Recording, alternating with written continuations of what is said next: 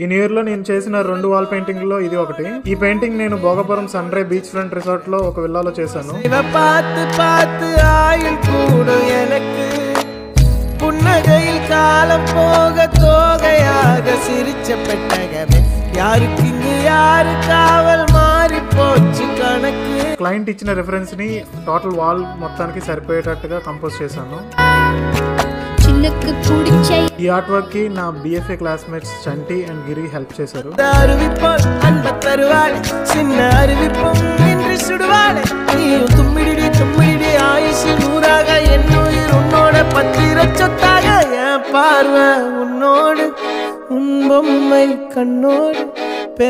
Total ఈ wall painting complete చేయడానికి 4 days పట్టింది. చివరిలో 3D ఎఫెక్ట్ రావడానికి షాడోస్ కూడా యాడ్ చేశాను. నా తాంగ మరోడి